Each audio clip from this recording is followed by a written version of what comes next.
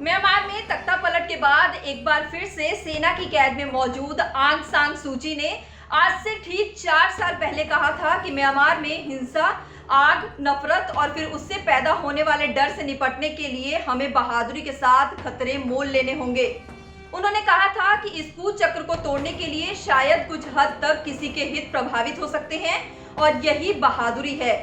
ये मौका था म्यांमार के यूनाइटेड डे का। लंबे समय तक म्यांमार के भविष्य के लिए खतरे मोल लेने के बाद साल 2017 में आंग सान सूची इसी दिन म्यांमार के दक्षिण पूर्व में मौजूद पैंगलोंग पहुंची थी।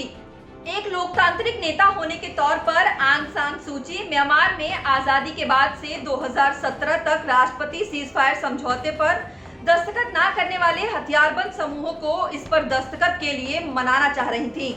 हर साल 12 फरवरी को म्यांमार में आज का दिन म्यांमार यूनाइटेड डे या कहें कि म्यांमार डे के तौर पर भी मनाया जाता है। इस बार ये म्यांमार का 75वां म्यांमार डे है। ये ऐसे समय में मनाया जा रहा है जब म्यांमार में तख्ता पलट के खिलाफ बड़े पैमाने पर विरोध प्रदर्शन हो रहे हैं। अमेरिका के नए चुने गए राष्ट्रपति जो बाइडेन ने पहली बार म्यांमार की स्थिति पर सार्वजनिक तौर पर टिप्पणी की है। बाइडेन का कहना है कि म्यांमार में तख्ता पलट करने वाले सैन्य शासकों पर कड़े प्रतिबंध लगाए जाएंगे। आज का दिन म्यांमार के इतिहास की सबसे खास तारीख है। म्यांमार का यूनाइटेड डे 12 फरवरी 1947 को पैंगलोंग में ही हुए उस समझौते को याद करने के लिए मनाया जाता है, जिसके बाद अंग्रेजों के समय अलग अलग राजवाड़ों और कबीलों में बटा म्यांमार एक देश बना था।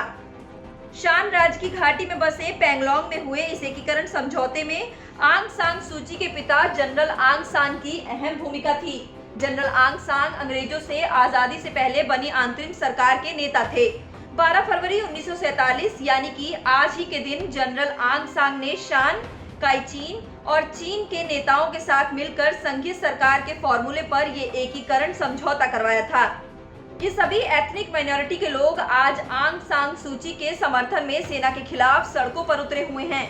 म्यांमार का एकीकरण समझौता सीमावर्ती इलाकों में आंतरिक प्रशासन के लिए पूर्ण स्वायत्तता के सिद्धांत पर किया गया था, लेकिन म्यांमार में ये समझौता कभी अपनी शर्तों पर खरा नहीं उतर पाया। म्यांमार में एथनिक माइनॉरिटी के छोटे छोटे हथियारबंद समूह लगातार अपनी अपनी मांगों पर विद्रोह करते रहे। म्यांमार के बेहतर भविष्य के लिए 15 अक्टूबर 2015 को म्यांमार में इन हथियारबंद समूहों के साथ फिर से एक बेहद महत्वपूर्ण समझौता हुआ, जिसे नेशनल सीज फायर एग्रीमेंट के तौर पर जाना जाता है। लेकिन इसके बाद भी म्यांमार की सेना की कार्रवाइयों से खफा कई हथियारबंद समूह अपनी अपनी आशंकाओं के चलते इस समझौते पर हस्ताक्षर नहीं कर रहे थे। 2017 को यूनाइटेड डे के मौके पर यहां पहुंची आंग सान सूची ने उन्हें मनाने के लिए कहा कि पैंगोंग समझौता ये दिखाता है कि आपसी सहयोग से अपने लक्ष्य तक पहुंचा जा सकता है और बातचीत और समझौता से मसलों को हल किया जा सकता है। लेकिन आज लगता है कि म्यांमार की सेना तक आंग सान सूची का ये बात और मसलों का हल निकालने वाला संदेश नहीं पहुंच पाया है। उधर जिन लोगों को आंग सान सूची मनाने पहुंची थी, वे भी म्यांमार में तख्ता पलट के खिलाफ उतर आए हैं, क्योंकि म्यांमार की सेना से तो पहले से ही उनका 36 का आंकड़ा रहा है और सेना ने उन पर कई क्रूर ऑपरेशंस भी किए हैं। नेशनल सीज फायर एग्रीमेंट पर सूची की तरफ से की गई अपील पर इन लोगों की मांग थी कि पहले सेना ये आश्वासन दे कि अब उन पर कोई अत्याचार नहीं होंगे, लेकिन आज लगता है कि आंग सान सूची कभी सेना के सामने सख्ती से अपनी बात रख ही नहीं पाई थी, या फिर यूँ कहें कि एथनिक माइनॉरिटी में सूची के लिए बढ़ता समर्थन देखकर सेना घबरा गई होगी। तख्ता पलट की वजहों में आज एक वजह ये भी हो सकती है।